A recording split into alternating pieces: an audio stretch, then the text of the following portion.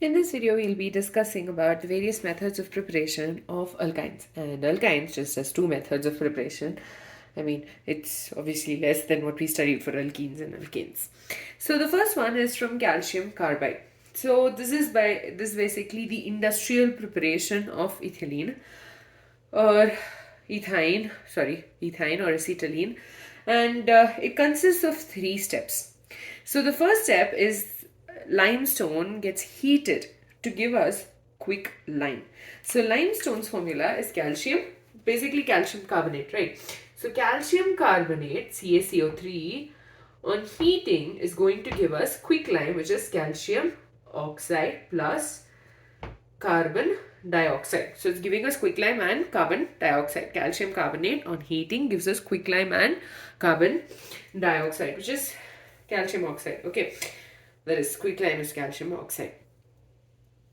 The next step is quicklime is reacting with coke to give on heating for us to get calcium carbide and carbon monoxide. So quicklime is CaO, reacts with coke, which is 3 molecules of carbon, just to balance out the equation. This on heating is going to give us CaC2, which is calcium carbide plus carbon monoxide. So the first step is limestone is giving us quicklime. Second step, quicklime is giving us on heating with coke is giving us calcium carbide. And now this calcium carbide, CaC2, is reacting with water to give us ethine, that is C2H2 plus CaOH, calcium hydroxide. Okay, so this is given as a paragraph in your textbook, but I always prefer learning such equations in this form. You can also write the byproducts. I'll just put that quickly in here. Carbon dioxide, carbon monoxide,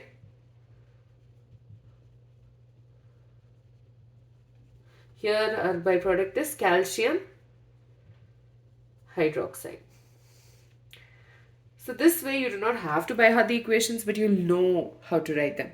So limestone is on heating is giving us quicklime and carbon dioxide, and the quicklime, that is calcium oxide, is heated with coke to give us calcium carbide and carbon monoxide. The calcium carbide is taken, and that is basically reacts with water to give us ethine and calcium hydroxide. And this is the laboratory, or rather industrial scale preparation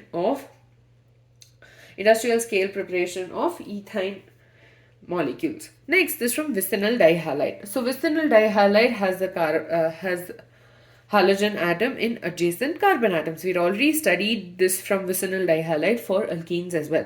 So there the reaction conditions were different from this one. So here you have we are reacting it with potassium hydroxide in the presence of alcohol.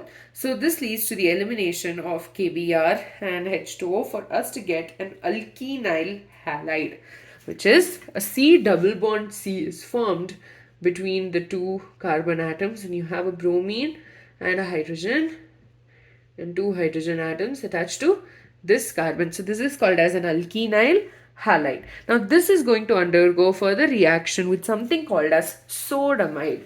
Now sodamide's formula is Na plus and NH2 minus, and here there is the elimination of NaBr and NH3. Minus indicates that these molecules have been eliminated in that particular step to give us ethine.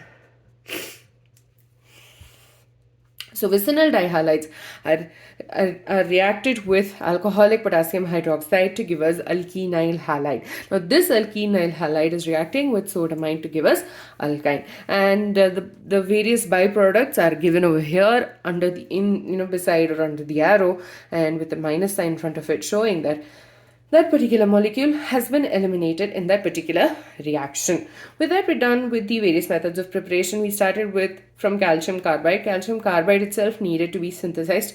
We synthesized that by heating limestone to give us quicklime, which was reacted with coke on heating, gave us calcium carbide. This calcium carbide reacted with water to give ethine.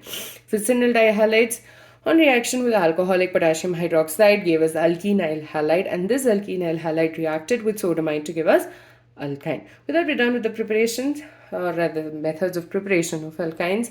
In the next video, we'll be talking about the physical properties of alkynes.